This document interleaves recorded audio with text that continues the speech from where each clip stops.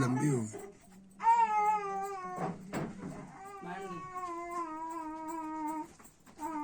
सोया नहीं अभी तक।